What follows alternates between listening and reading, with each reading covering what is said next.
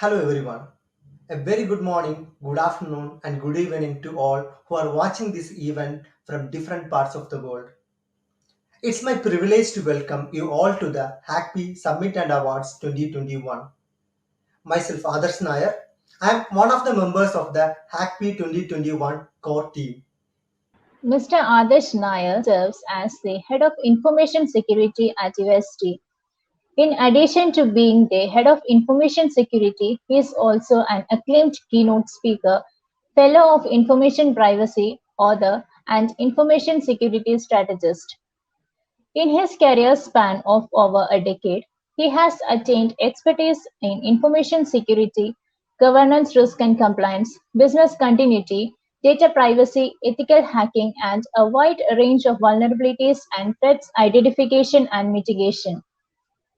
He has received several awards and recognitions for his work in the cybersecurity sphere, including being recognized by the Honorable Chief Minister of Kerala for his outstanding contribution in the field of cybersecurity through Cyberdome, as well as the top contributor recognition from Kerala State Police Chief and Hall of Fame from Google. At UST, he is well known for his expertise in the cybersecurity space and drives an entire team to ensure information security compliance across UST. He is voluntarily serving in the Kerala Police Cyberdome as Deputy Commander honorary positions. Apart from that, he also is the co-leader of Avast Kerala, advisory board member of EC Council, and so on. He has upgraded his knowledge from time to time with various memberships, trainings, and certifications including CISSP, CIPM, CIPPE, OSCP, and so on. He is also a well-known author and has published two books, The Infodemic and the Dark Web Demystified, and two journal papers in IEEE and ACM. It's our pleasure to welcome Mr. Adarsh Nair as a host of the exclusive calling show Dark Web Demystified. As you all know, after the tremendous success of Hac'KP 2020, Kerala Police is organizing the fifth edition of its international hackathon series Hac'KP 2021 with the theme Demystifying the Dark Web. We have started this journey on 15th March 2021 with more than 150 participants from across the globe. Unlike the previous years, this time we focused on a single theme intended to build a single solution that can assist the law enforcement agencies in dealing with the crimes associated with dark web. 28 highly talented participants were qualified for the final phase of the hackathon. With the guidance of Hac'KP member community, they have built a solid solution that addresses the challenges in the investigation and monitoring related to dark web. Let me take you through the important milestones of Hac'KP 2021.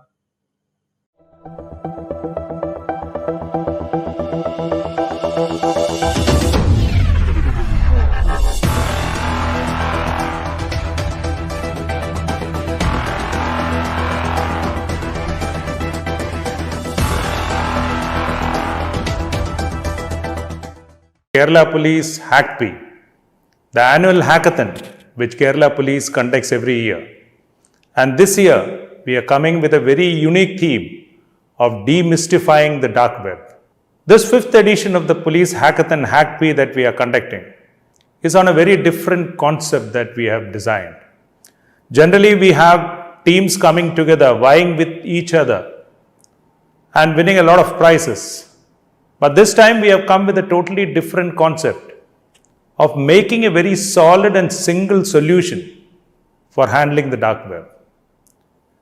This competition is basically a competition of individuals, where individuals come in and they work together with equally skilled people and devise a software or a solution to demystify the dark web.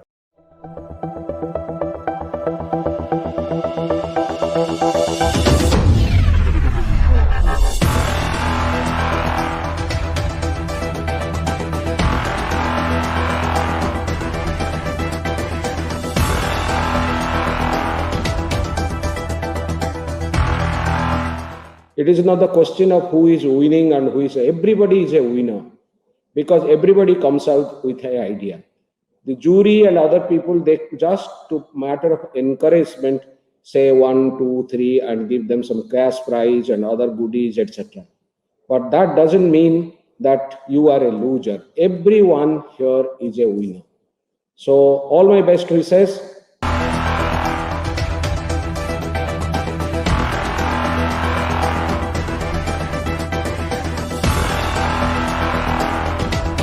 We started the hackathon on the theme demystifying the dark net, which is one of the major areas of crime now. After all the work they have done, after all their contributors that has come in from all these 160 participants, we are actually selecting 28 candidates to the final round who will be building up the final product.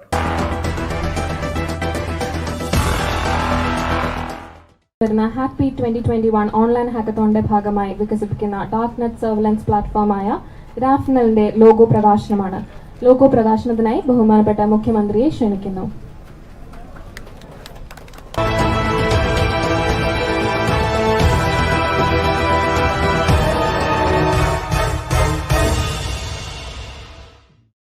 Before getting into the call-in show, I would like to take this opportunity to thank our partners for their support. We have Paytm Payments Bank as our platinum partner, Beagle Security as our technology partner, Cloud4C as our cloud partner, Mashup Stack as our knowledge partner, Ecoloop 360 as our sustainability partner, and Federal Bank, SBI, Canara Bank and ICICI as our banking partners.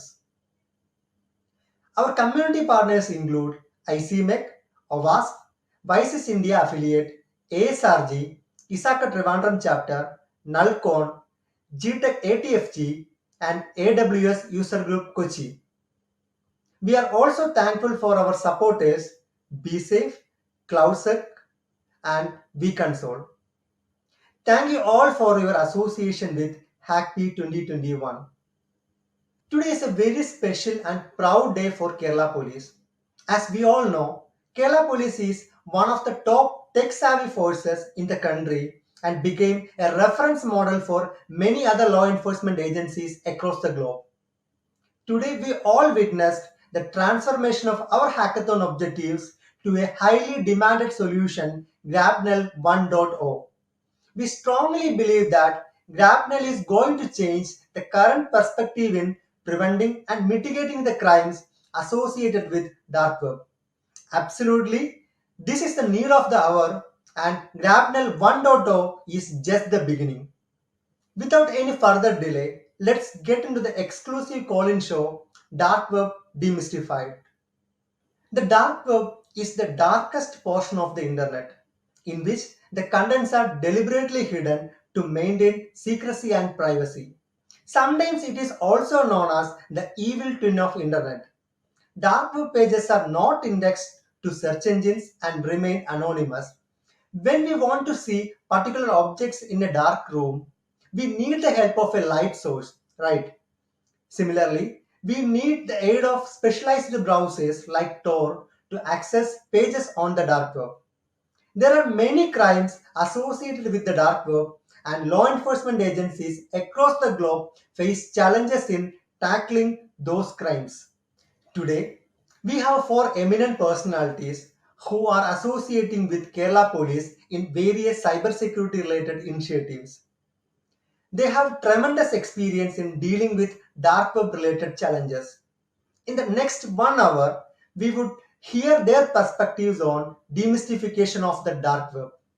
First, it's my privilege to welcome Sri Manoj Abraham IPS, Additional Director General of Police and the Nodal Officer of Kerala Police Cyberdome, the person who doesn't need any introduction, the mastermind behind many initiatives like Cyberdome, Cocoon, HackP and so on.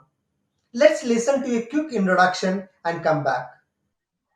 Sri Manoj Abraham IPS is the Additional Director General of Police. he has the additional charge of ADGP, State Crime Records Bureau, and Nodal Officer of Cyberdome. His areas of specialization include key innovation mentoring, crisis management, law enforcement, cybercrime investigation, strategic planning, etc. He is a cybersecurity specialist who has worked for integrating technology with policing and is a sought-after speaker in various aspects of cybersecurity, traffic innovation, and community policing. He has won numerous national and international awards in areas of cybersecurity, social policing, and traffic schemes. He is the architect of Kerala Police Cyberdome, a PPP initiative in cybersecurity, and the man behind 𝐒𝐿 International Cybersecurity Conference, Hac'KP, CCSC, Drone Forensic Lab, and so on. He is also an expert in community policing initiatives and traffic reforms and has received many awards like the Police Medal for Meritorious Service from the Honorable President of India and Community Policing Award, Significant Achievement Award, Man of the Decade Award by People's Forum of Kochi, and Technology Leadership Award by Kerala Management Association. Apart from this, he has also co-edited the book Global Community Policing: Problems and Prospects, published by CRC Press. We take this as an honor to welcome Sri Manoj Abraham, ADGP Kerala Police, to the Hac'KP Summit and Awards 2021 and the call-in show Dark Web Demystified. So welcome, sir, to the Hac'KP 2021 call-in show. We are delighted to have you here today for this discussion. Next, I am happy to invite Mr. Sunil Varkey, Chief Technology Officer at Forescout Technologies Inc. He is associated with Kerala Police Cyberdome since its inception. We will come back after a brief introduction of Mr. Sunil Varkey. Mr. Sunil Varkey is Chief Technology Officer at Forescout Technologies Inc. He has over 26 years of leadership experience specialized in information and cybersecurity with large corporates in banking, telecom, ITES, software, and manufacturing in Middle East, US, and India. Before joining Forescout Technologies, he led Global Head of Cybersecurity Assessment and Testing Program at HSBC. In his global professional experience, he has served leadership roles at companies such as Symantec in the role of Chief Technology Officer and Security Strategist. At Wipro, he was a fellow and served a stint of 6 years as Global CISO, and in Idea Cellular, he led the cybersecurity and privacy teams. He is voluntarily serving as the Commander and Cybersecurity Advisor for Kerala Police Cyberdome. He is also a Security Advisory Board member for different organizations like IIIT Delhi, CSO Forum India, Cisco, McAfee, Blue Coat, IAPP, and so on. He has upgraded his knowledge from time to time with various memberships, trainings, and certifications including CISSP, CISA, CRISC, Six Sigma Green Belt, and so on. Few of his patent applications are in considerations at various patent offices. He is also honored and awarded as a Distinguished Alumni Fellow, Distinguished Member of Technical Staff, Best People Manager, and Security Leader of the Year. Mr. Sunil is also well known for his various publications about topics related to CISO, governance, protection, APTs, etc. We gladly take this opportunity in welcoming Mr. Sunil Varkey to the Hac'KP Summit and Awards 2021 and the call-in show Dark Web Demystified. Welcome, Sunil, to the Hac'KP 2021 call-in show. It's our honor to host you here at Hac'KP Summit and Awards 2021. Thank you. Next, I would like to welcome Mr. Vikram Thakur, Technical Director at Symantec. He is an expert in the threat intelligence domain, especially in the dark web intelligence. Let's listen a brief introduction of Mr. Vikram Thakur. Mr. Vikram Thakur is the Technical Director at Symantec, a division of Broadcom. He has held multiple roles over a decade with Symantec, all of which encompassed researching, analyzing, and responding to online threats to better protect end users. He leads a global team of analysts investigating, researching, and compiling actionable intelligence from the multitude of cyber attacks happening every single day. He also worked as a senior security researcher at Microsoft, researching, generating threat intelligence and disrupted threats against Microsoft customers. He also represented Symantec as a technical and intelligence expert in law enforcement engagements, media, public and private industry conferences, research working groups, as well as customer engagements for a number of years. During his career span of over 2 decades, he has found and architected a global threat intelligence team investigating the highest profile malware attacks people heard and didn't publicly hear about. In addition, he liaises such research and findings with global law enforcement agencies and industry partners with the intention of bringing cybercriminals to justice and mitigating online risk for end users. It's with great pleasure and privilege that we welcome Mr. Vikram Thakur to the Hac'KP Summit and Awards 2021 and the call-in show Dark Web Demystified. Welcome, Mr. Vikram, to the Hac'KP 2021 call-in show. Thank you for joining with us in Hac'KP Summit and Awards 2021. Thank you for having me. Quite an honor. Yeah. Next, I'm glad to welcome Mr. Muslim Kausar, the co-founder and head of products and technology at Volant Cybersecurity. He is an expert in the cybersecurity domain, especially in the threat intelligence. Over to the introduction.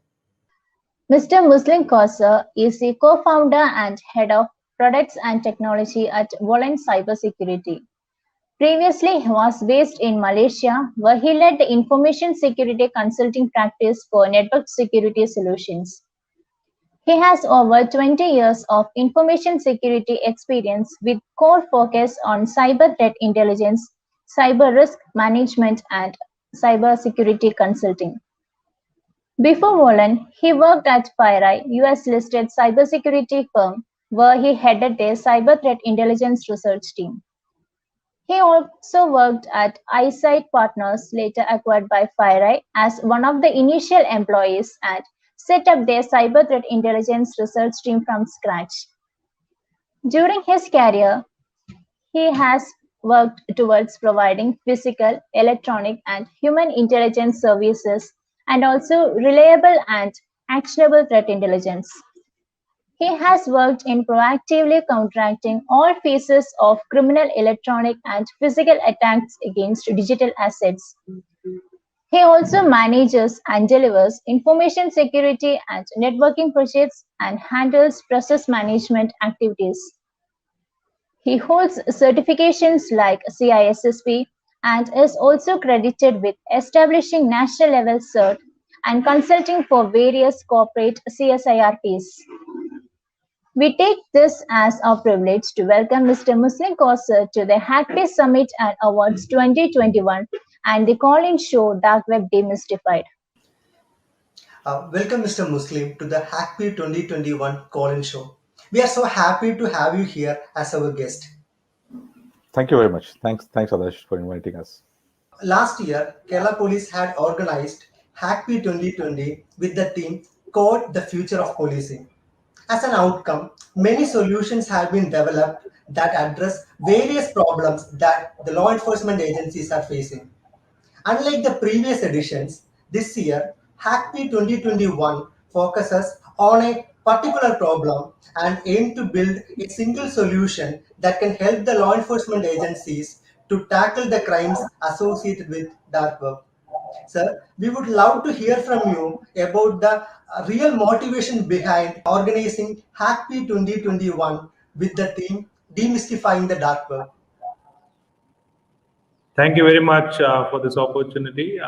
Firstly, as we all know, Kerala Police has been organizing the Hac'KP for the last few years on various aspects of cyber security, cyber crimes, and what we need to do in the present digital world.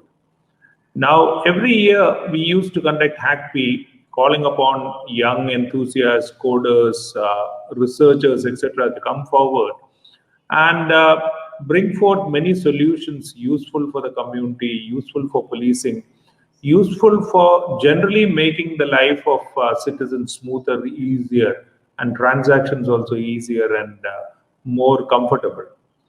So Kerala Police, what we have been doing with Hac'KP has been one of our flagship projects of Kerala Police Cyberdome.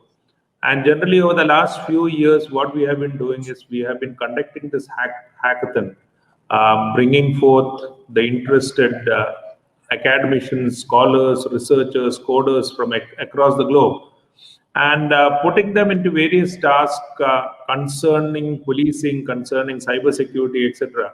And very good solutions have come out in the last few years with regards to traffic enforcement, traffic monitoring, using AI for cameras. Many of the systems we have implemented also. But this time, what we thought is we changed the nature of Hac'KP itself into something very focused. As I mentioned earlier, the earlier years, we actually looked at a lot of solutions which could actually bring forth the ideas during the hackathon. But this time we said we would actually draw the boards, we would actually draw the goal posts we will set, and we'll ask the people to actually hit the goal in that regard. So when we were trying to identify the right theme, we understood that the dark web is now one of the most important platforms where the entire policing is based upon, in the sense that crime has shifted from the physical world to the digital world. And the dark web is the internet dark world of crime, where all the things, where all the illegal things from arms, drugs, pornography, child pornography, everything is basically sold at the dark web. So we understood that this is an important area, and police doesn't have the right tools right now to actually go into the dark web, identify those criminals and bring them to book. So we actually require solutions in this regard, because it was a totally mystified area of the darknet that we were undergoing. So we thought this time we would actually concentrate on the dark web. We will call upon this Hac'KP to build solutions for the police, one integrated solution that will assist the police officer, that will aid the police department, not only in this Kerala police or the police forces in the country, but throughout the globe, who can actually use this platform and go and identify those criminals in the dark web, or what activity is happening in the dark web. So based on that understanding, we actually started off the Hac'KP on a very focused approach. So everybody comes together, and we had 1,000 individuals initially participating, and then we screened down to groups of 100, and then to finally to the 40 or 50 odd group that finally brought out the solution. And we found that it is actually one of the best approaches. It's a path-breaking approach that we brought in, because generally hackathons is like a competition, where finally the things that come out, the output is really not very measurable. But in this case, what we have come out is with a world, really example for everybody, a really world-renowned kind of platform, which can help the law enforcement agencies to actually crack onto the internet, dark web, understand what is happening, crawl into all those details that the dark web provides with regards to all these crimes, etc., just at the click of a button. And a very good solution has come forth, and I'm sure this is going to be a great help to not only to Kerala Police, but to the other police forces and the other law enforcement agencies in the world, which we are ready to share. So it's a highly successful attempt. It's a real example for the other hackathons to be more focused on how we can bring out solutions using all these good minds and the supervisors that we have. And we can use those resources to develop very useful, very, very conducive platforms which the law enforcement can use for better policing. So it's a very good effort, and it's a path-breaking approach also. So absolutely, sir. Hac'KP 2021 is a need of the hour. There are many instances in which we hear the term dark web in our readings. A majority of them are related to disclosure of some sensitive data on the dark web, such as credit card details, personally identifiable information, and so on. Sunil, as you have played the CISO role or similar kind of role in various organizations, you might have dealt with the dark web related threats. In your opinion, how much does the dark web create a threat to an organization and the society? Can you share your experience with us? Sure, Adarsh. The dark web is actually now in the mainstream. For the last couple of years, it is in the mainstream, where every security program is seriously looking at dark web threats.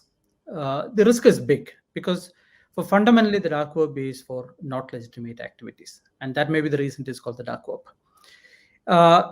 In my experiences, we have couple of times we have gone through dark web more at a passive level and an active level. At an example, you get a mail or a threat mail or a mail which is of a concern from a perishable mail system.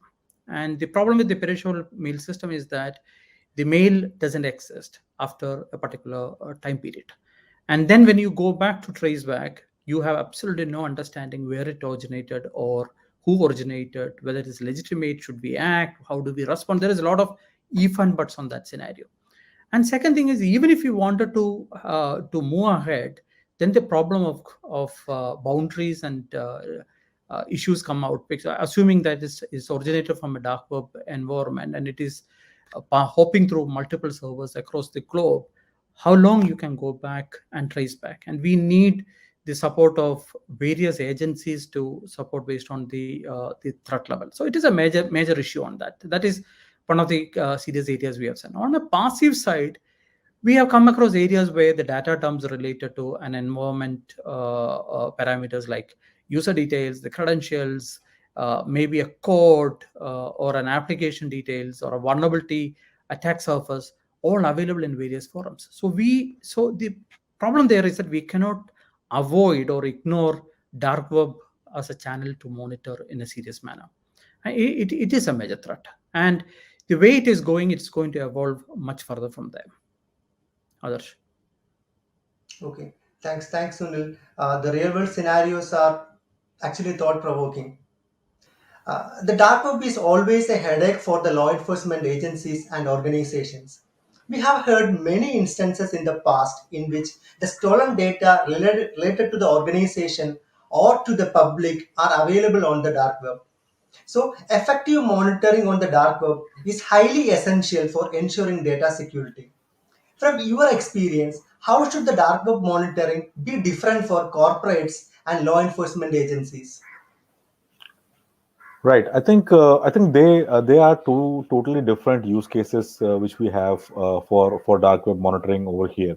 Now, the reason for a corporate to look at dark web is totally different. The way the law enforcement agencies look at dark web is totally different. For example, any corporate will be more worried about if any of their data is breached, any of their information is available on dark web. How much of if somebody is selling access to their infrastructure onto the dark web, is the whatever exposure is there on the dark web, is that going to ruin their brand reputation? Is it going to affect towards the transaction with their customers? So these are the core use cases for which corporate will be always worried about. Now, when you talk about law enforcement agencies, these use cases doesn't work there. They look at the angles on a public angle, where they are able to do a greater good for a larger as a society, and whatever they can do to bring toward the protection of the society itself. So for a law enforcement agencies, the importance would be what is the cyber crime which is being done using dark web. What kind of activities are being handled from dark web? So that is something which they will look in very minute detail, so that they can try and detect and see if they can provide any kind of protection as well. For them, it is also important. Nowadays, what is happening is law enforcement agencies are also looking for traditional crimes. Now, the way traditional crimes used to happen in a person-to-person contact, most of these things are now happening virtually. and most of these tradings are also happening on dark web. So monitoring traditional crimes over via cyber means is also one of the very important thing which any law enforcement agencies will be interested to do that. They might not be interested much about the customer reputation and brand reputation, but they would be interested more or towards that if there is any vendor who is selling illegal stuff, sale of drugs, sale of weapons, all those things are very important for an LEA to ensure the effective monitoring is there. Although for a corporate might not always want to attribute an actor. They might not actually would like to go and catch the actor all the time. They are more focused towards the protection of their own network infrastructure, whereas the mandate for law enforcement agencies is always to identify who's the culprit and try and arrest or nab or identify and take any actions towards that, so that culprit will not take any of such things for other victims. So all in all, to give you a short answer is that the use cases are totally different. The way LEA looks at the things is totally different. The way corporate looks at the things is totally different. So with that means the overall monitoring experience, the way the both segments should monitor dark web is also different. I think that is what I would feel based upon my experience till now.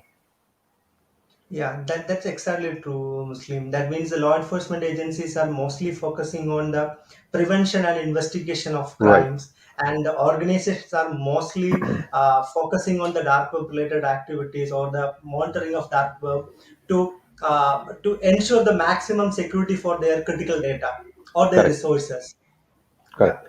The dark web is often seen as a business place. It's all about money, follows the same type of business rules, and likes repeated customers. Any commodity can be bought from the marketplace even though the items are restricted in the country. This attracts the people more to the dark web.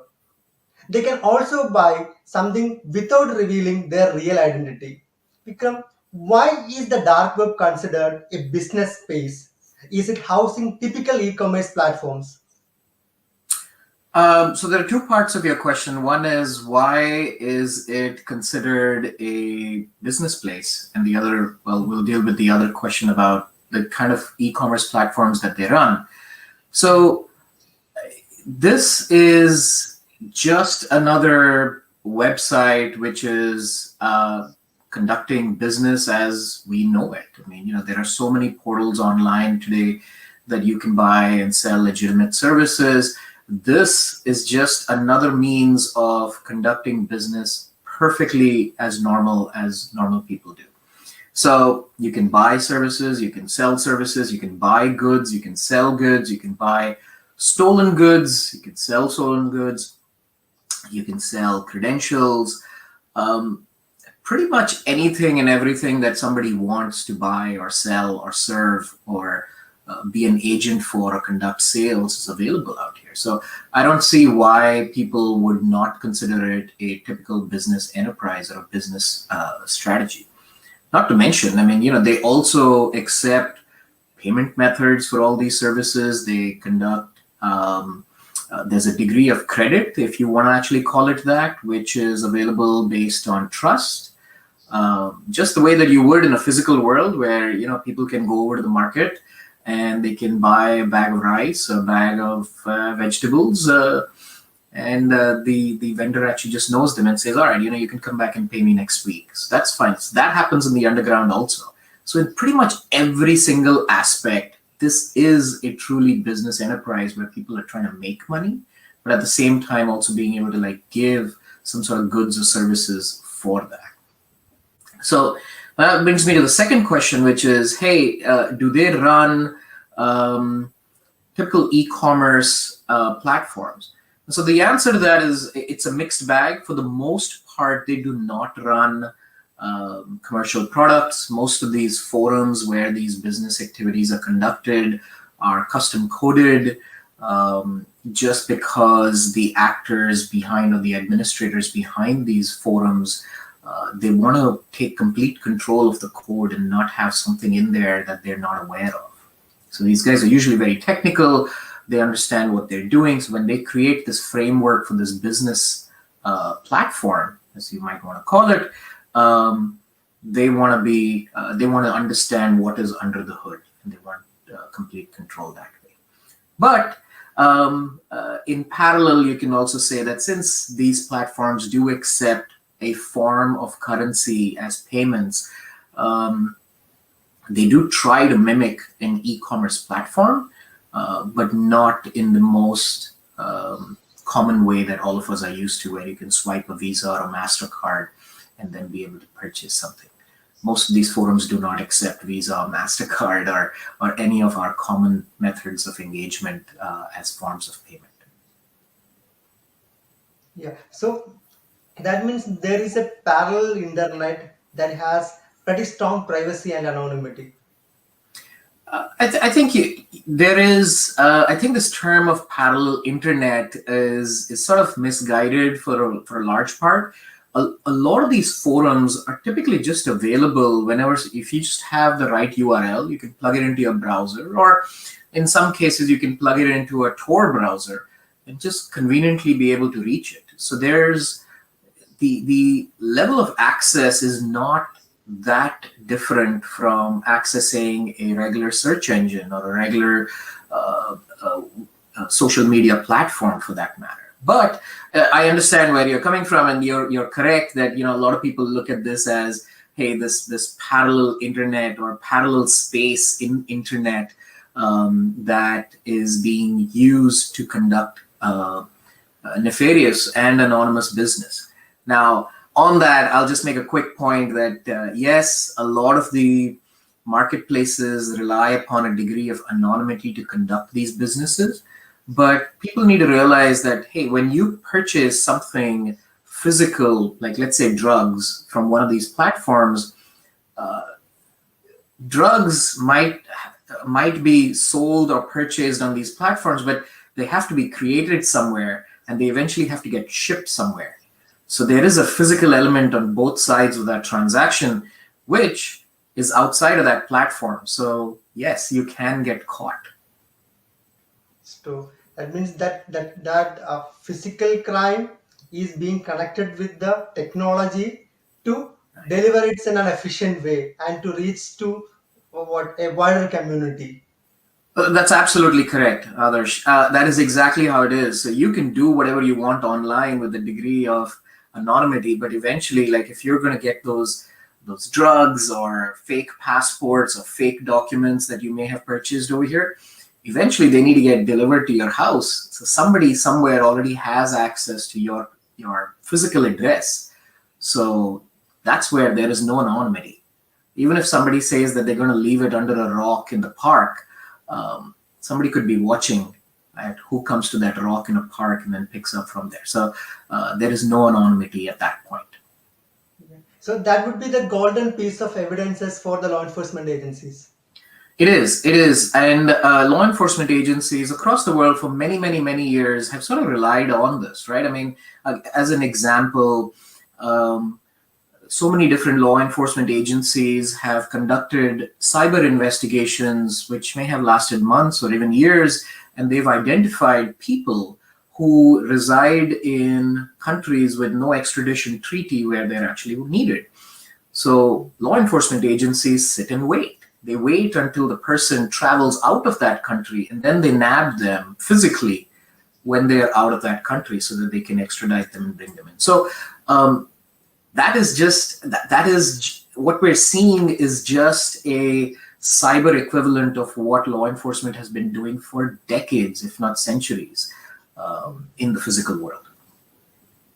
Yeah. So in terms of the cyber crimes, that would be the most important characteristics, right? So it can be done from anywhere, from any part of the world. Yeah, that's correct. I mean, for any physical presence. Yeah, that's correct. And that's while that helps that helps define the scope of what a law enforcement agency or what a public sector might be tracking, that is just a huge, huge, huge challenge. As an example, if somebody, if a victim of cybercrime in India goes to the police, investigates the issue, and the police realize that, hey, the crime was committed by somebody sitting in Canada, but the infrastructure used in the attack was based in Germany, and India needs to somehow bring this case in front of a court, you can understand the complexities that law enforcement needs to go through just to be able to get all the information on the perpetrator of the crime. It is extremely complicated and it takes a lot of time. But as the years progress, law enforcement agencies are getting way, way, way better. I mean, we are so many leap years ahead of where we were 10 years ago, where law enforcement today can get information so quickly and in such a methodical manner that we may not have thought about 10 years ago. Yeah, that's quite interesting. So we hear the dark web related news on a day-to-day basis. Some of them are horrifying. From the beginning of COVID-19 pandemic, a vast number of people migrated to cyberspace, ranging from school students to the working professionals. It actually widened cybercriminals a bigger platform for initiating their attacks. As a result, the number of crimes increased exponentially in the last couple of years. Sir, what are the significant crimes that are associated with dark web that you came across in your investigation? So as we all know, as I mentioned earlier also, dark web is the underworld of all crime. We have a lot of websites available in the dark web where all the banned activity, all the contraband materials is available. One of the major sources of all drugs now in the world, all kinds of drugs that are sold across the counter, is basically the dark web. You had the Silk Route, etc., which was one of the biggest e-commerce site with regards to drugs that were available. Of course, the US government took it down, but many other players have come in and taken the place. So a lot of drugs, all kinds of drugs are available, and if you pay in Bitcoins, it will reach your homes also without any problems through the normal courier system. So that is the system that is available. Apart from drugs, you have arms also now. There are a lot of sites selling all kinds of arms. So if you want a pistol or if you want an AK-47, of course, there are procedures involved. There are a lot of fake sites also which fool people. So it is not that you can just go and buy it just like that, because many sites are basically sites that can fool you also. They'll take your money and nothing will come. But there are very authenticated sites also. Many sites that are purely proved they are trustworthy, etc., in the dark web, where you can actually pay the money and there is no questions asked. You just need to pay in Bitcoins and your banned substance will come. So arms are available, fake passports are available, all kinds of information. That is all the data leaks that are there now. You see a lot of everything is being, data is now money, and there is no portal, there is no company that hasn't been hacked in the last 4 to 5 years, including Yahoo or LinkedIn or any other company you take it. So all those information is actually sold in the darknet. So if you want data, if you want data on credit card, debit card, that is also available in the darknet. You have fake passports, fake documents, all kinds of visas, etc., available on the darknet. Another major thing is basically the CSAM material, the child pornography that you have. All kinds of videos are available on the dark web for sale, which can be bought by anything. So it is one of the biggest market of all kinds of pornographic material, including child porn, which is so very prevalent. So any banned substance you take it, you have information of assassination teams also. There are many hit teams, hitmen teams, etc., available in darknet, where you just need to go and put an order saying that you just need to share the photograph and the address of the person and pay in Bitcoins, and they say that they will execute those tasks also. And we have some information, not in India, but in the South, in the Venezuelan countries, etc., where these hitmen have been used by the drug cartels to settle scores among themselves. So this is a market that is really growing, and it can all these problems are available because internet is such a field that it is It is not country based. There is no geographical division or geographical limitation to the dark web. It's available everywhere. Whatever is available on the dark web is available everywhere. And we have now Kerala specific problems, India specific problems, which we are looking at, where they are looking at Indian markets also. It's a very lucrative market. And many people are going to the dark web because of the anonymity, because of the difficulty of the law enforcement in understanding that most of the law enforcement agencies don't even know that such a thing exists. So that is the advantage of the criminal in using the dark web. And it has gone over with the digital world really accelerating with the COVID-19 pandemic and the connected lockdowns. This problem has gone up manifold in the last 2 years as such. So it's a major problem that we need to really look at, and law enforcement really needs to look at this problem to nip the problem in the bud. So that was scary and also insightful at the same time. As you mentioned before, the threats associated with dark web to an organization are pretty alarming. And monitoring those potential risks is crucial to the security of critical data. Sunil, how relevant is dark web intelligence in an organization's risk management strategy? See, it is very important. Dark web itself is a whole new space and a channel which is posing huge risk for the organization or enterprise risk. It is not an IT risk, it is an enterprise risk. To understand and maneuver in that space, we need a totally new or a different mindset and approach to constantly monitor for the whispers which is happening over there, the dumps of the vulnerabilities or a code or a credential or a 0-day getting posted frequently over there. And the problem, again, if you look at, we are in a highly federated environment where with a huge dependencies of various partners and technologies around us. Impact to any one of this can impact our enterprise services also. So due to which the scope of our monitoring or the actions are not limited to our enterprise. It is much, much broader than that, because we need to be aware proactively to understand, is one of my supplier or one of my technology I'm using has a problem which can impact us over there. So when you look at these whispers and channels and all of that thing, we need to look at much, much bigger scope for that. Normally, the problem there is that we don't have a mature technologies available, considering the darkness to that thing to look completely, because we lose the visibility completely over there. So typical methods people do is that we create pseudo identities and be active there as a passive user to understand what is happening. We do a lot of industry collaborations across the peer organizations, with the technology vendors, with the research organizations to understand the intelligence they can provide. Because it is most of the time it is too difficult to do ourselves. We need a much bigger conversation to that. And literally what we are trying to do is that one is when we look at the dumps and all of that thing, that is a proactive activity. Reactive activity. To being a proactive, we need to start listen to the conversations and chats and all of that thing in all possible channels, and which is essential for that.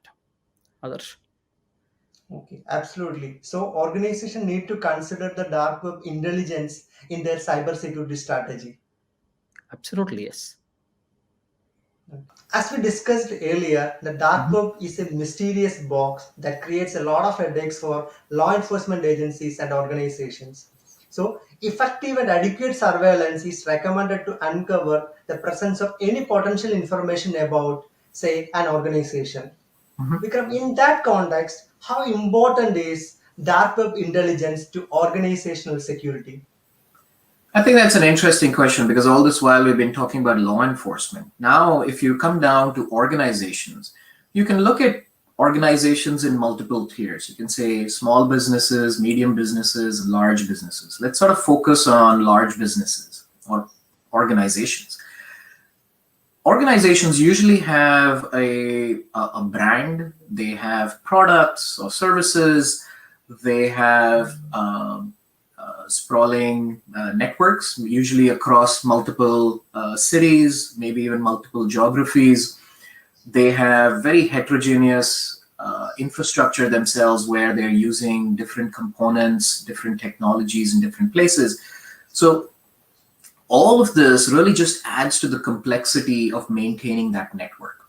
Now, why am I saying this? It's because these organizations should, if they're not already, and most of them, a good number of them already do, they have a vested interest in making sure that their networks are safeguarded against actors.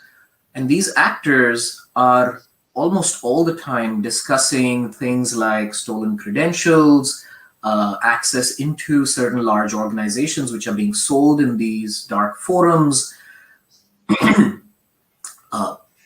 different vulnerabilities which are being disclosed publicly that need to get exploited against different organizations. So there are different aspects of malicious activity which is being discussed that is of extremely high value to protecting that organization.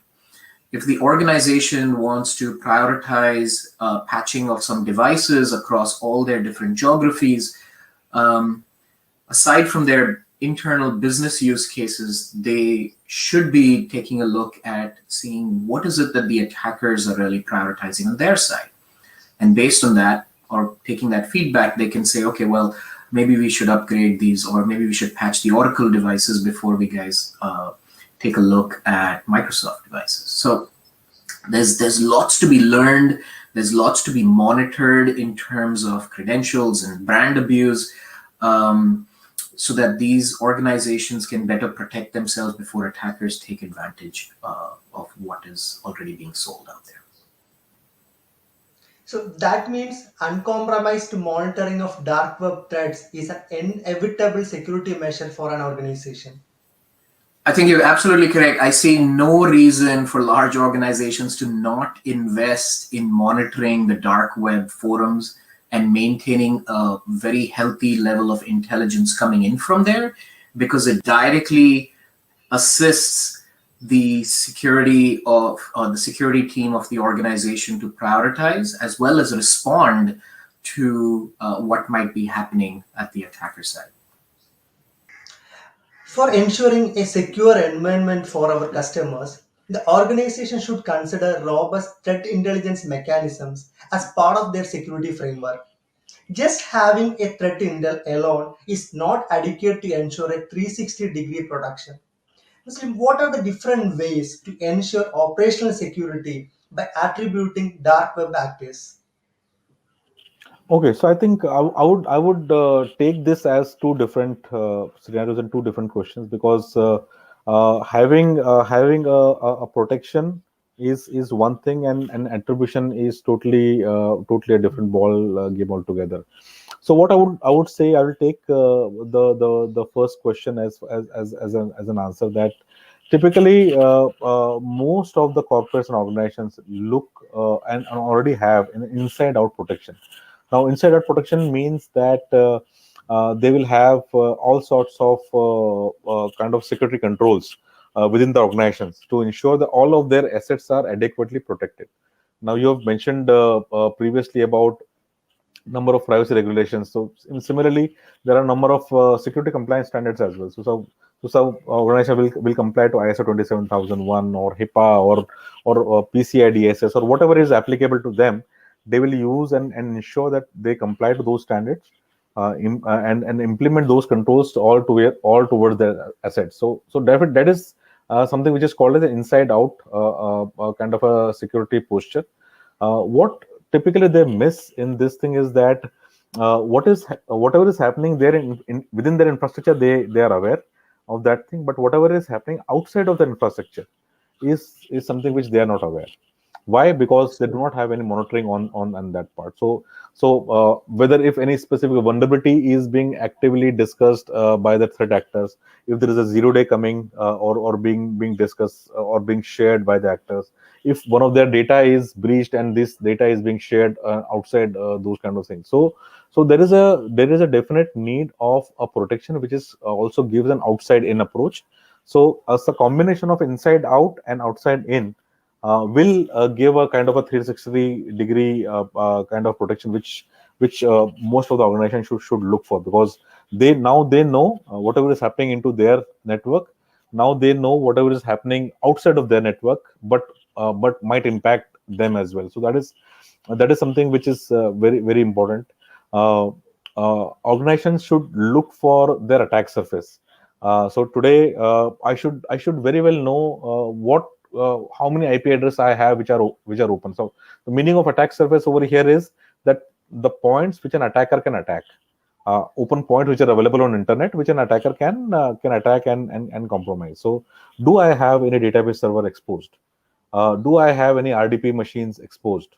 Do I have any critical system which should not be exposed on internet? Is that exposed? So I should know all about that by looking at kind of a very regular view to my attack surface, and do not allow any third party attacker to get into my system or my network by virtue of that. Use threat intelligence as early warning, right? So a lot of time nowadays what people see is that dark web monitoring is being utilized as as a post kind of an activity. Hey, something happens about me, then let me know. That is a wrong approach.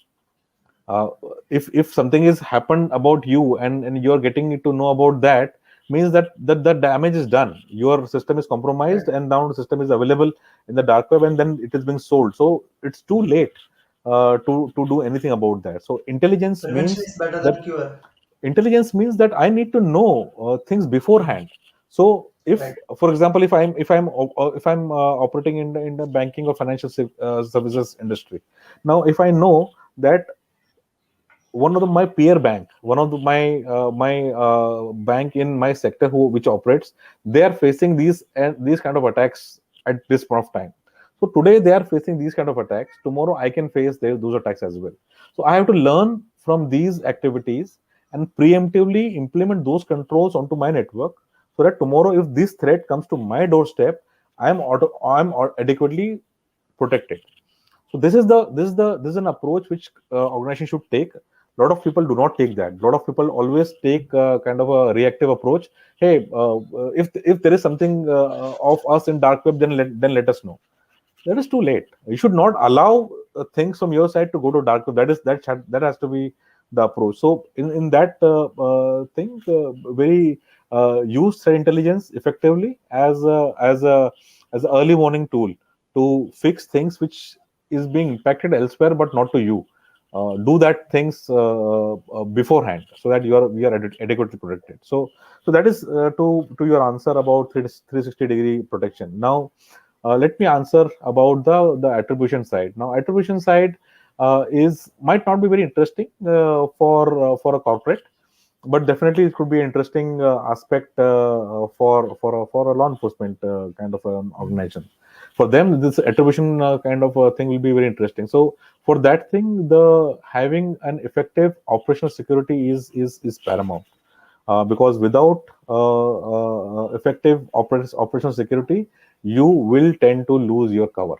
As I was speaking earlier in my answer to earlier questions, in a traditional way, you will send an undercover agent to adversary. Moment his cover is blown, then things are gone. In traditional life, the guy might lose his life. That might not happen in the cyber thing, but if that kind of thing happens over here, you would lose your persona. You would people will know about you, and then you might actually end up getting more attacks onto Right. onto And you your have to system. find some other strategies. You have to find, and these personas are created over number of years. These are something which you cannot create today or tomorrow. Okay, chalo, theek hai, it's okay. I will create a new account and I will create a new persona. It doesn't happen like that. So your identity is lost. Whatever you have gained over period of last 2, 3, 4 years, everything goes off very fast. So we have to ensure that anonymity is there. You have multiple layers of protection once you're talking to an adversary. You should have that kind of protection. You use a combination of anonymization tools such as VPN, Tor, and multiple levels of those things. Not only VPN, not only Tor, but multiple levels and layers of these protection. You should never exchange your identity. If you are talking to a threat actor and claiming that you are somebody who is from Middle East, now don't go to a different actor and tell them that you are from Russia or Ukraine.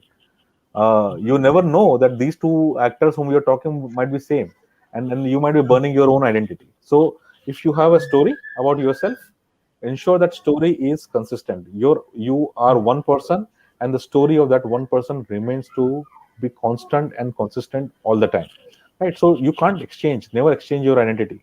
Do not share things. Typically, what we say in our organization, in our company as well, that even somebody who is working with you, even he is somebody who's your peer, you should not share your identity with that person, even if he is your friend, even he is your colleague, even if he works with you in the same department, because you never know, once identity is shared, the information has gone out from there, Gone. so it's gone, and you don't know this person tomorrow goes where. Today he is working with you, tomorrow he might not be working with you, he might be working somewhere else, and then he might be able to track you very easily with your own identity. So Right. so Right. ideally, you should not do that. You should not even talk about your identity. You should not talk about all those things. So these kind of measures must be taken for operational security kind of activities, as and when these things are to be utilized. Yes. So these kind of strategies are highly required. That's Right. absolutely. Yeah. Well, one of the objectives of Hackpy 2021 is to build a solution to overcome the challenges in dealing with the crimes associated with dark web. Sir, what are the difficulties that the law enforcement agencies face in dark web related crime investigation or the dark web monitoring? Basically, dark web as the concept itself, as you know, the deep web and the dark web is something that is not really indexed on the internet. As you go to the surface web, the Google or the Yahoo or any of those normal surface webs, etc., everything is indexed. You go and search, you will get through to that particular site. But the deep web or the dark web is that part of internet that is not indexed. You can't actually get it through any search engine as such. And basically, it is all encrypted. Basically, anybody visiting the darknet he uses those Tor or any other such platform by which his identity is encrypted. So it gives basically Tor was created for intelligence purposes and for activists like the human rights activists, like journalists, etc., to hide their identity when they faced hostile governments or hostile agencies when they're reporting. But then the criminals also found that this was a very useful means to spread their criminal activity. Like any good activity, it starts off with a good intention. And then the criminals find that this is very useful because the identity of the criminal, both the buyer and the seller, is hidden in the whole process. And with the bitcoins coming in, Bitcoin was a natural entity to the dark web. With the bitcoins coming in, the payment also became totally anonymous. And so the advantage is nobody knows who is buying, who is selling, and where the money transaction is gone, which is to the advantage of the criminal. And so that is why the dark web has become popular with the criminals as such. So though many of the countries through coordinated action have detected a lot of websites, but it has been a very difficult task. A lot of tools have been used. A lot of international agencies have come together, even to take down the Silk Road or many other sites like that, Playpen, etc. A lot of coordination among the international agencies, a lot of technical work has come in. The advantage of the internet, the dark web, as I mentioned, is basically the anonymity. And for the criminal, that's the most important thing. He's safe. Though he's using the internet and doing all his activities, he's getting his financial benefits also. But the anonymity factor remains. And it's very difficult for the law enforcement even to understand where he is operating from, which country is he operating from, and where the money is going. Because the money trail with the bitcoins also is very difficult to crack. So that is the strange problem with the dark web that we have currently. So that means Hackpy 2021 aims to solve exactly those problems. That's interesting. The world is now talking about privacy. We have many laws and regulations across the globe to protect privacy. The dark web's technology is being used by journalists and whistleblowers in a very positive way. But at the same time, the cyber criminals are exploiting the advantages of dark web or the underlying technology for carrying out illegal stuff. Dark web and its underlying technology, I mean the onion routing protocol, highlights the importance of anonymity and privacy. Sunil, how relevant is that in this data-driven era? See, others, while anonymity activities are is one of the privacy use cases we can always talk about, the concern is the ethical use of the technology here. Because this is not only specific to that, this goes to many other environments where dual use of the technologies are being used. And if it is not for the betterment of the human being or the world, then it is quite worrying for that. The problem with the privacy side, when you say, I'm talking about the dark side of it, the adversaries are collaborating over there. Malicious tools are getting solved over there. Vulnerability and attack surface of enterprises and your ecosystem is being published for or available for sale.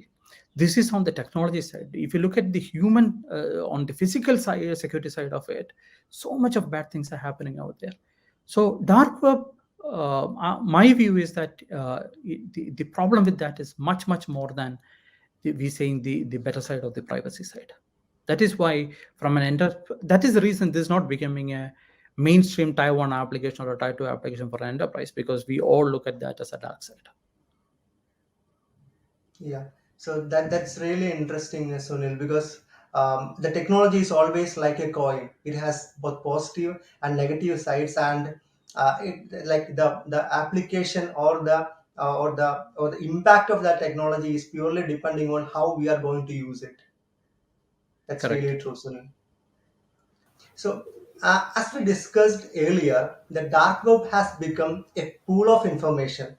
Leaked or stolen data are the major chunk of that pool. As we all know, there are various data protection regulations in place, such as GDPR, CCPA, and any breach of personal data would significantly impact the organization's existence. Muslim, how can we identify if the information available on the dark web is the correct or genuine one? Or if we notice some info, what would be the best way to remove it? Or I would ask how we can recover from those damages. Okay, I think it's a very interesting question. I think a lot of people ask these questions because what we have seen towards our customers as well is that once the data comes on the dark web, the authenticity becomes very important. How much authentic that information is, and how to get rid of that the information from there. So those two things are very important aspect. Thanks for asking this question. So I would say that as part of so dark web monitoring is not kind of a job while you do a general monitoring like social media and all those things. It doesn't happen like that. Although a way out to monitor is to keep looking at forums, to keep looking at various avenues from where this data is shared. But by just looking at this information is not going to add. It will help you to detect things from there, but it might not help you to really identify the authenticity. Now, to identify authenticity, it is very important you indulge in I think it's a very well-known term for law enforcement agencies is human intelligence. So human intelligence is something which is very important over here, and that is something which is typically for any if I would like to do an analogy towards a traditional operation which an intel department of any law enforcement agencies will do, is they will, if they want to gather intel, they will send a person to the adversary site, where this person will silently sit over there, gather and capture all data from there, and then pass on that intelligence to their control room or control center, wherever it is. Same thing is being done while doing the dark web monitoring as well. Exact same replica of things. Also, the only thing over here is that the you do not have to send a human over there. The persona of human is to be created. Everything has to happen virtually. So in this case, what you need to do is you need to have a very strong human or a human persona, which is having a very good reputation, where people will trust you. So it's the gathering of intelligence is is as good as having a good trust amongst these dark web actors. So if you really want any of these actors to talk to you, you need to show that you are also a highly skilled person, and you can be of any help to these people. Then these people will talk and share a lot of information to you. So in this case, what typically is being done, we do it during our monitoring as well, is that our persona, who whatever it is communicates with these actors, talk to them and try to understand more information. Hey, please tell me what from where did you get this data? How did you get it? Did you exploit any vulnerability? Did you hack any a database server? Do you still have access to that network? So you have to ask these relevant questions. Based upon those questions, you should be able to judge if the actor is bluffing or actor is giving you a right answer. What you can also do is you can ask for samples. Although a lot of times some small sample these guys will share, you can ask for more. You can ask for it. Show me something else. This is small stuff. I need to see some real stuff. Show me something more.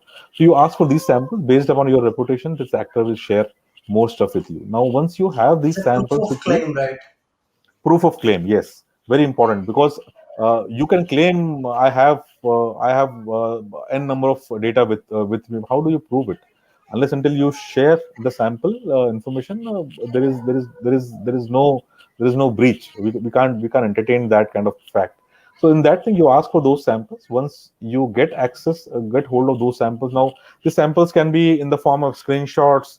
The samples can be form of a small files which is recovered from the victim's systems. It could be anything. So once you have those things, you validate that sample data with actual victim and share this data with them and see whether do you think this information actually belongs to you, or this is something which is not there it is. So that is important to see as well. One more thing to see is that identify who is sharing it. In dark web, as your persona is important, similarly the persona of threat actor is also important. There are a lot of new actors, newbies who would like to create their reputation, so they will share junk just to create their reputation and gain vouchers. So they will share junk. Now you need to be very vigilant in understanding that, okay, what this guy is, how long he has been present in dark web, what kind of persona he has, what does his peers say in his forum, whatever transaction he has done before. What is the feedback he has received for those transactions? What are the transaction feedback, or positive or negative? So all based upon all this information, you will have to make an analytical judgment that, okay, this data is real or this data is fake. So that is something which needs to be identified and done from the interaction with the threat actors or things from the dark web. Now, to answer your second question, where you've asked about the removal of or removal or recovery of data, that is a futile exercise. Although you would see that a lot of people will talk about removal and recovery of information. Recovery would mean that, okay, you will be able to gain access in terms of what all data was there. That is fine. But if you think that data can be removed from there, I think it's a false thought. People should not think much about it. Once they, as you know, that in our clear web, clearnet, there is a control. There is a control where if the data is posted on a website, I can go to a registrar, I can go to a hosting provider and take those things down by virtue of a court order, or by virtue of a lot of notices which I can do. No such thing I can do on dark web, right? So although that people will claim, only way it can be done is either you buy that data which this actor is selling. You buy that data and ask that actor that I'm paying you extra money, please don't share with anybody else. But in our experience, in our whatever we have seen in many years of operations, these things are a waste of time. These actor will agree with you. He will take money. He will take extra money from you. He will say, no, I will not share this data with anybody else. And then I will take it down. That post will be taken down immediately from there, and then you will be happy that, okay, now that post, the data has been taken down from dark web, and I'm happy. you would notice in a couple of months' time, the data will again come back from a different actor, from a different persona, and this data will again be offered for sale. So these people will not have kind of any rules by which they will go on.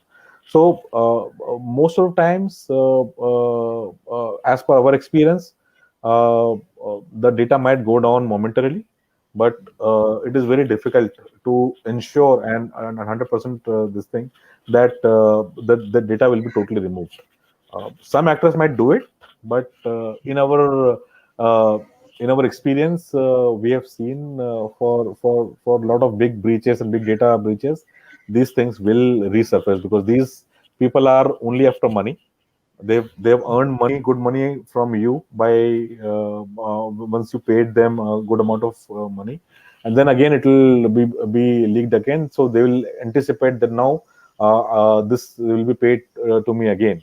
So I think as far as an advice from my side is concerned, we should not worry much about removing data from there. Instead of that, corporates or organizations should worry in terms of what action now I can take.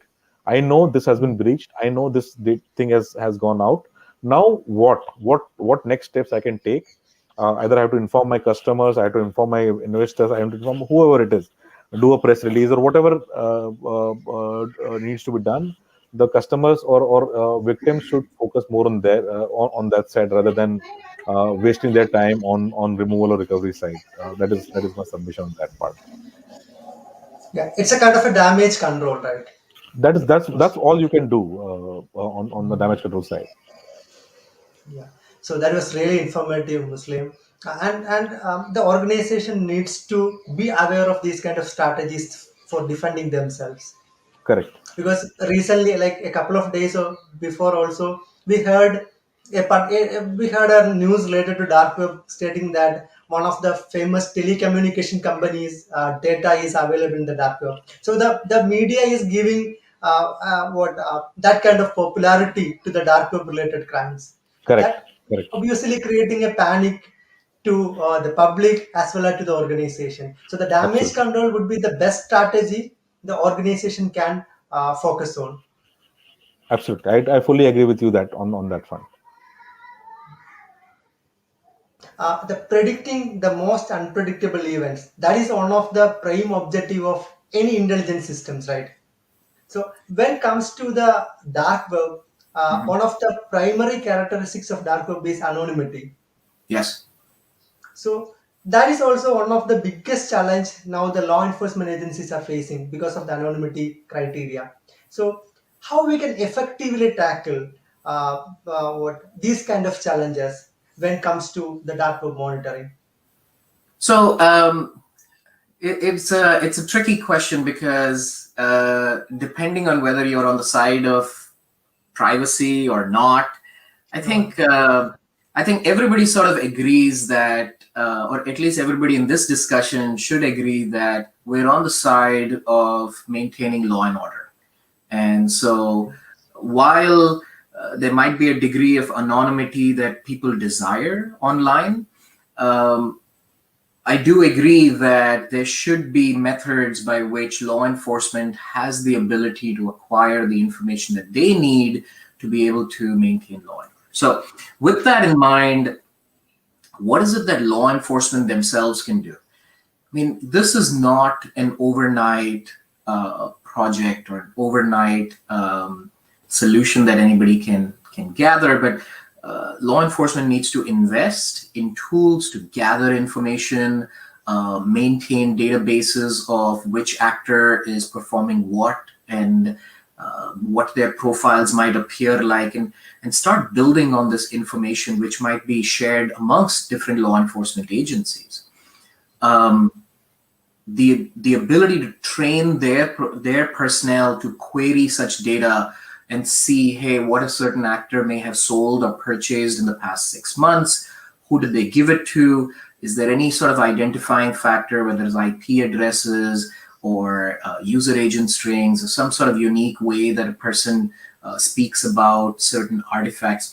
All these traits should be stored and made queryable and made very easily accessible for law enforcement agencies to be able to derive this this knowledge that they require in the event that an incident happens at some point in time. So again, this is a long-term project. This does not happen overnight unless law enforcement goes and outsources it. And there are vendors out there who have invested many years of their time to create such databases and create such capabilities. And yeah, you know, an organization or law enforcement also can just go out and purchase access to it.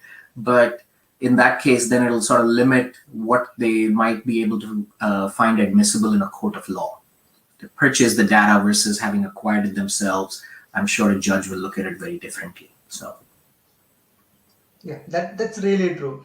As you mentioned, like the dark web monitoring is at most important for either the organizational security or for the security of the cyberspace or even the society.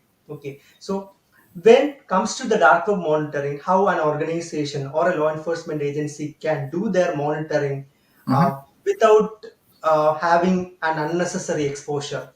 Exposing ourselves to the dark web definitely have a threat, or that will definitely stop us from getting the right result. Right. And so I look at public sector organizations or law enforcement in one bucket versus organizations in another. For an organization, I'll start with an organization responding to information that they might find on these dark web forums is very different. The organization is looking for, as well as in some cases finding, information about, let's just say, stolen credentials. So it's very easy for them to create a response plan to say, hey, okay, in the last 30 days, where has this compromised user's credentials been used? Let's see and try to audit access to data at that point. So they can do that, and at the end of their investigation, they can recycle those credentials. The same thing with, you know, if there's an actor in the underground forum who's saying, hey, I have access to ABC organization through a VPN or an old VPN vulnerability that they had in their office in Kuwait. Now this organization can look at that data, can go to that VPN infrastructure to understand, and maybe even perform some sort of investigation to see, hey, what may have been exposed at that point. So it's really about expectation versus response. So I think creating a response plan for a organization is a lot more straightforward. Law enforcement is very different, because law enforcement in most cases sort of rely upon a victim to notify law enforcement of a crime being committed. As you and probably everybody on this forum realizes, very few victims come forward and notify law enforcement of any problem. So that leaves a little bit more responsibility in the hands of law enforcement, where if they see a crime being committed, like, so if a fake car was sold on a forum to somebody and money was transferred using cryptocurrency or some sort of prepaid cards out in the web, law enforcement might be able to directly get in touch with a victim and then be able to open up a case and then be able to take it. But it gets a lot more complicated for law enforcement to be able to respond to threats in a reactive manner, especially when the victim hasn't even come to them. Sure, in the cases of fake documents which try to mimic national objects, so let's say passports or visas, things of that sort, law enforcement can definitely do things even without a victim coming forward. So in those cases, they can track the behavior, you can see where the goods were actually sent, and then be able to go seize them and then conduct their operation into who actually created them. And that would obviously take a lot more time. So the response on law enforcement is very difficult to articulate. And in a lot of cases, law enforcement is likely to come across cases for the first time and not be able to rely upon a very streamlined roadmap on how to solve the crime. So that's a clear distinguish, like the clear separation between proactive and reactive strategies. Yeah, it's very it's very proactive on the law enforcement side, but with limitations on what they can do and to what extent the crimes can be, or should I say the criminals can be brought to justice. That takes a lot more time. Yeah. So can you share your insight onto some kind of tools that that is popular or that the law enforcement agencies or organization can use in a safe manner? So by safe manner, I assume that you're talking about tools related to the underground forums or these dark web forums.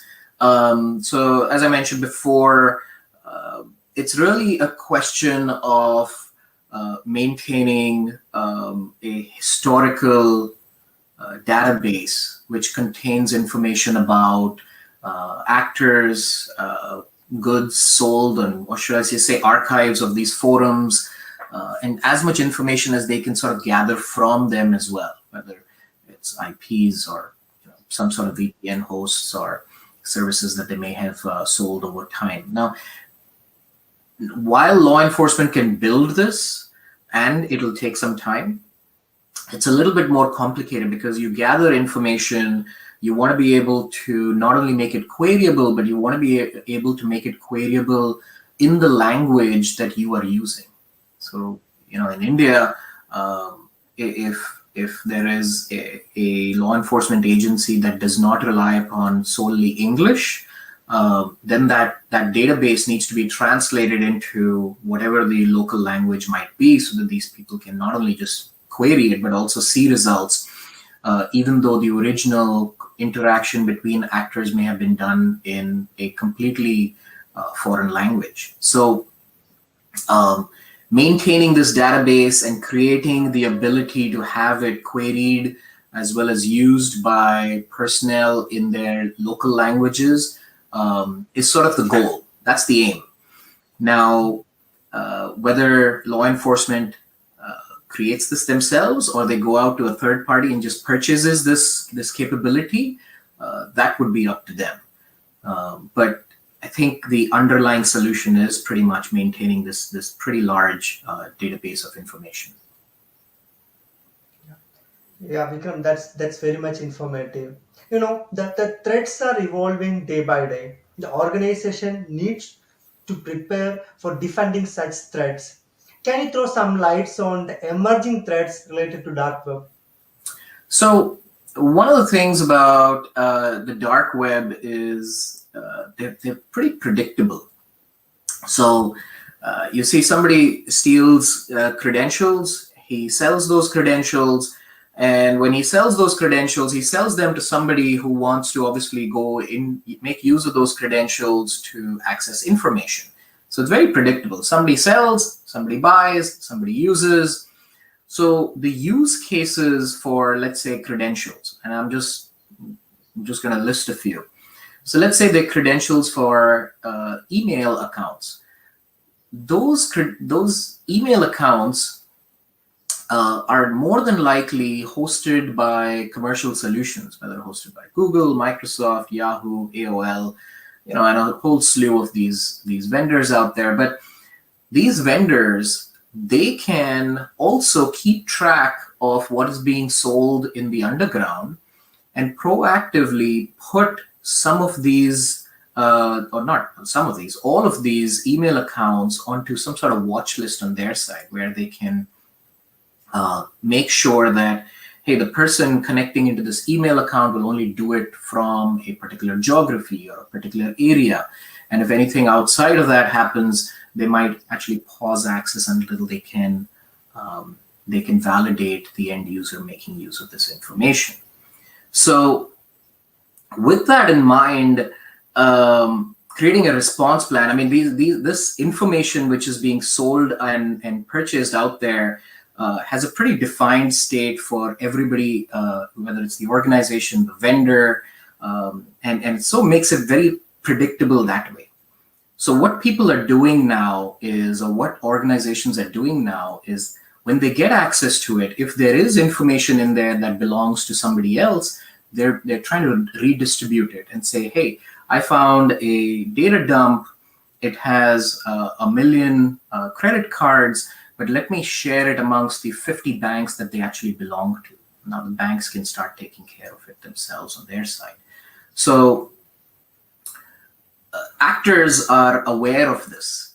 They're aware of this. That's why when there's somebody who has a fresh set of credit cards, they want to sell it to the highest buyer. They want to sell it to somebody extremely quickly because they know that those 1 million credit cards that they're trying to sell are going to be worthless in a matter of 1 week, maybe even less. So this little game of cat and mouse continues forever and ever and ever. I mean, somebody will buy, the good guys will try to take action, the bad guys will try to sell it or try to make the most out of it at the same time. And this cycle will continue the next time around, and the next time around, next time around. So these are some of the things which have been happening for years. Obviously, the new stuff is all mostly related to, let's say, ransomware, where the entry bar into the market is so low. You can come in as somebody who just wants to conduct ransomware attacks or some of these types of attacks. You come in, you purchase the tools, which is both the spamming network, the malware itself, the infrastructure to control the malware itself, the infrastructure to exfiltrate information from a compromised organization, and finally, a method by which you can pay a commission to people who helped you create the malware itself. So basically, the entry bar from even a technical standpoint is very low, and we see this being a major cause of the rise of ransomware out there. So being able to target these networks, these organizations, this infrastructure becomes even more important. But we think ransomware is probably like the #1 reason for the loss of sleep for any CISO out there. Yeah, that's true. Because nowadays the ransomware not just only encrypting the data, actually it is stealing the data. That's You're absolutely actually correct. So double the magnitude of impact. Yeah, I mean, it's part of the actor's playbook now that once they get into the network, the first thing they want to do is steal information.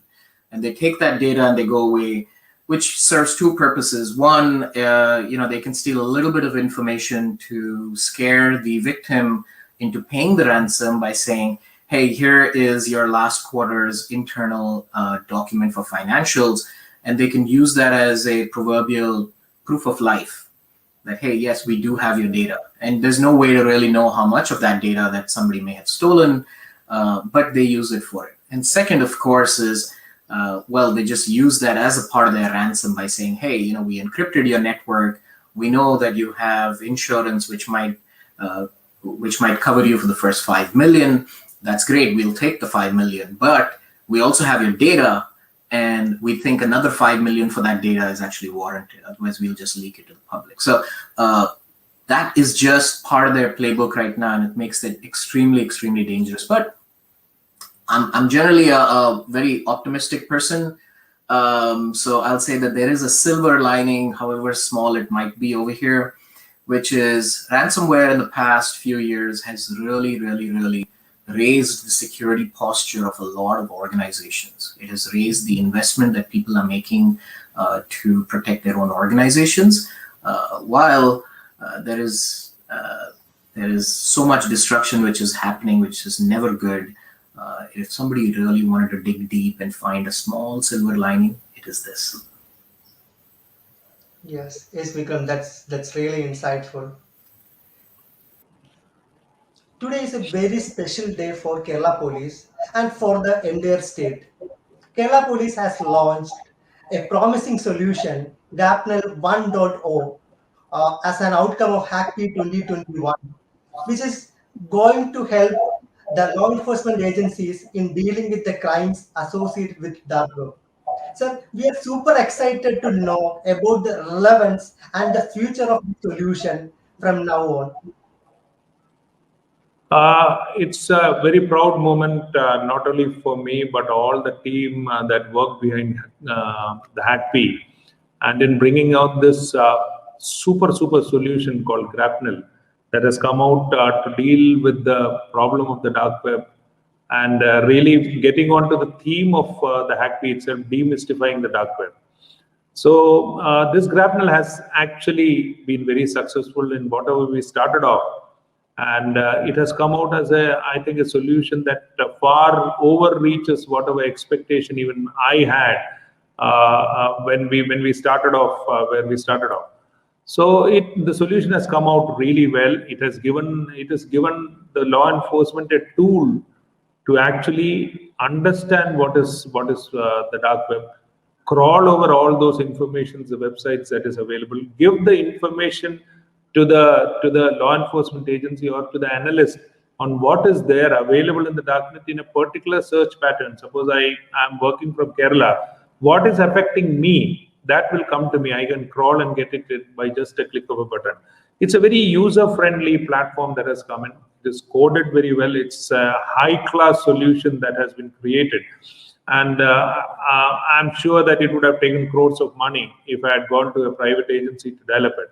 And the best of minds have actually come together. They have worked really hard in building up this solution. And I'm super excited about the prospect itself that this platform is developed now.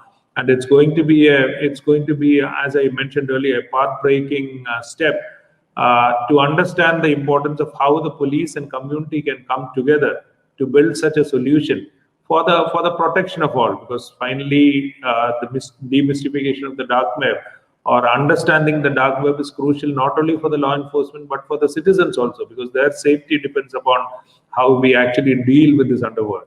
So this solution is really a path-breaking step in this regard, not only for Kerala Police, but for the law enforcement and the citizens alike. And I'm sure that we are going to develop on this also, this platform also, to higher levels, to really cater to the incoming challenges also, because as we know, the digital world keeps on changing, becoming more complex. The complexity, the technicalities keep on changing. And this solution also, in the same way, whatever additional features have to be added, we'll be keeping on adding those features, looking at the technicalities, looking at the changing digital platform. We'll also be changing and adding on the things to this platform to make it a robust platform to handle the dark web. So I want to congratulate the team that has worked really day and night to build this software in such a short time, and it's really their efforts. It's really a path-breaking step that we are releasing today, and I want to congratulate the team, and I'm really proud of them. Thank you. So that means this is just a beginning. That's awesome. This is really a proud moment for all of us. Definitely, this solution will change the current perspectives of crime preventions and mitigation strategies related to dark web. So thank you, sir, for sparing time with us today, and good luck to Kerala Police for all the future initiatives to protect the society and cyberspace. So thank you, sir, and Jai Hind. Thank you. Thank you. Jai Hind. Today, we all witnessed the launch of Grapnel 1.0. This initiative is one of the best examples of the need for technologically advanced solutions and methodologies to tackle sophisticated crimes. Muslim, how can the law enforcement agencies prepare themselves to face the challenges of this digital arena? I would first of all like to congratulate for this great initiative which has been launched today. I think overall it looks like a very good step where monitoring can be done. Monitoring can be done on demand as well, and then law enforcement agencies can utilize these kind of areas which is typically unknown. Everybody is not that skilled to be able to use Tor browser and go to dark web and then do those things. If we are able to do these things technologically, crawl the data and get the data to them, it is easier to work on data than to a system, right? So I think I would first of all like to congratulate I think Hac'KP and Kerala Cyber Dome to have this great initiative for the launch of this system.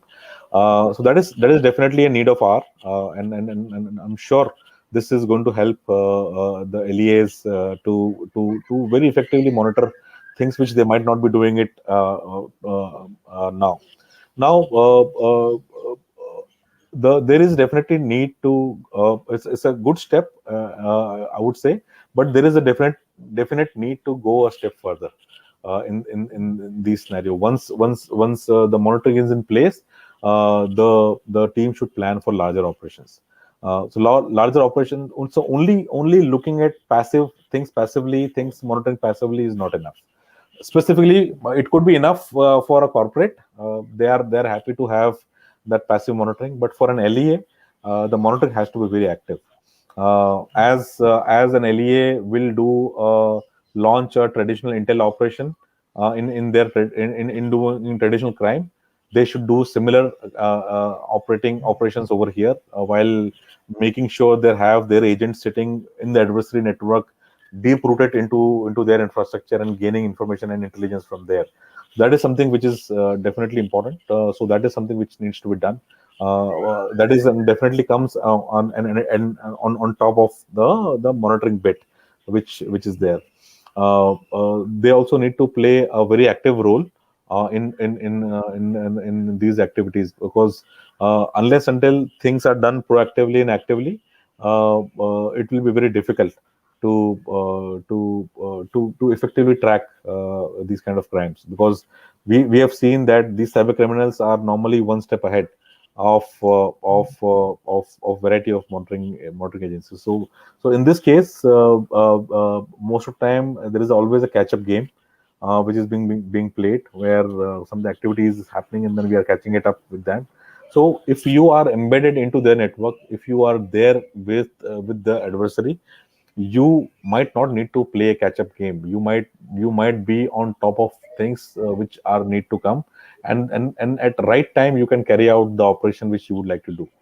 I would suggest that, I think in our previous interaction with a lot of other LEAs, I had suggested that you need to create your own trap infrastructures.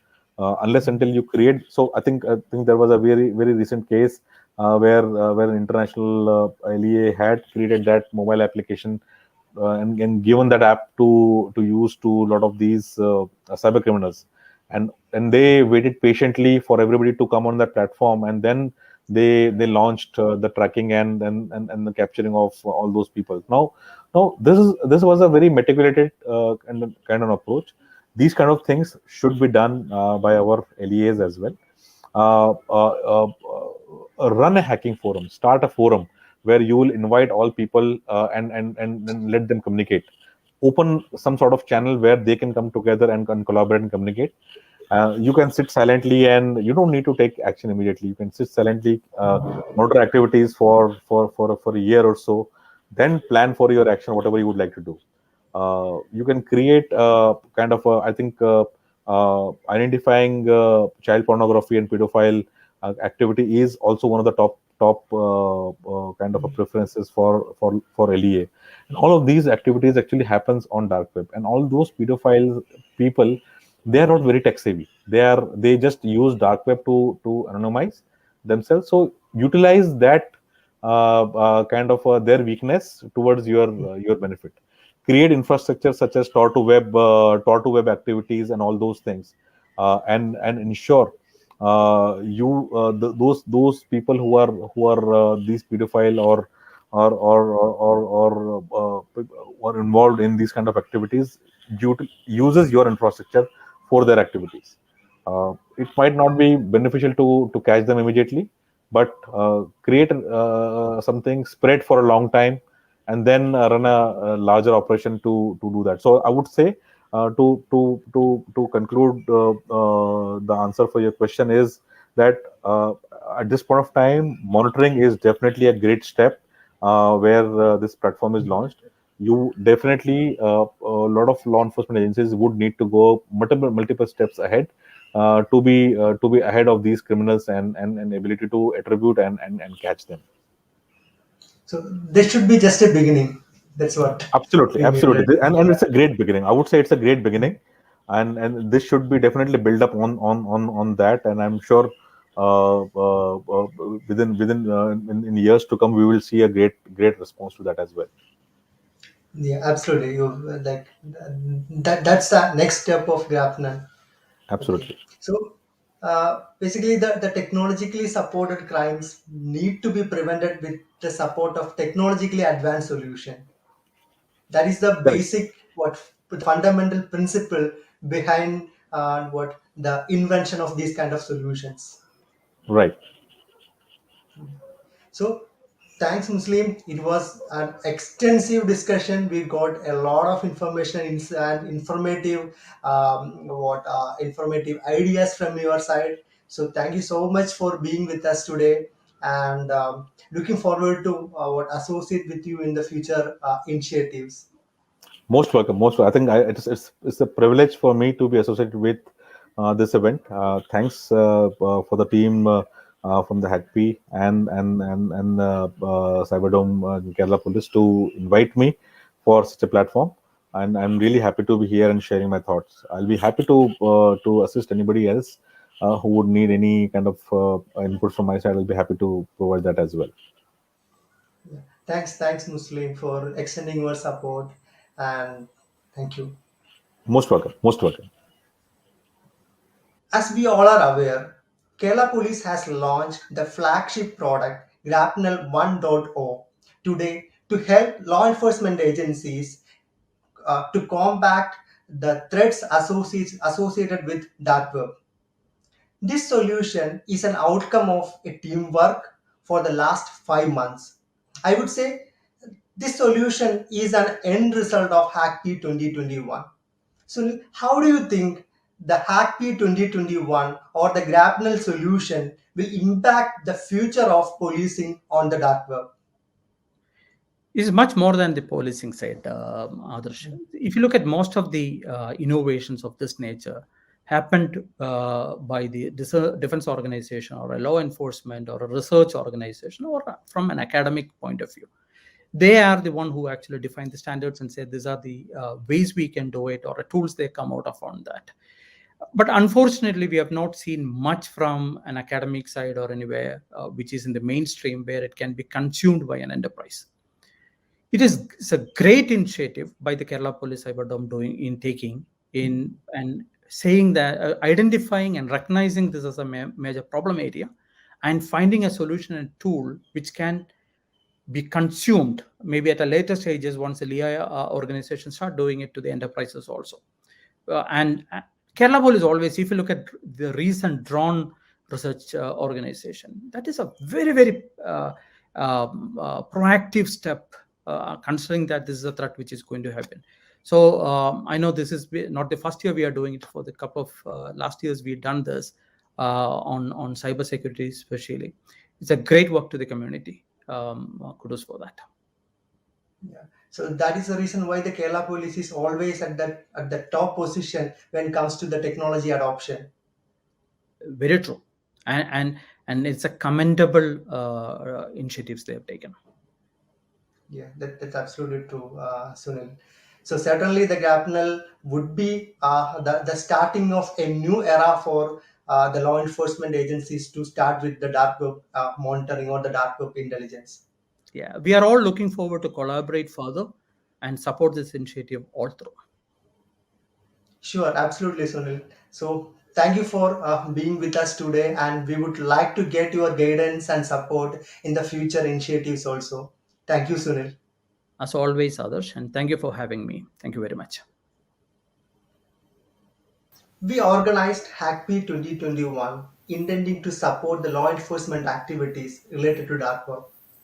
As an outcome of Hac'KP 2021, we have launched a particular solution or a promising solution named Grapnel 1.0, which is going to help the law enforcement agencies in dealing with the dark web crimes.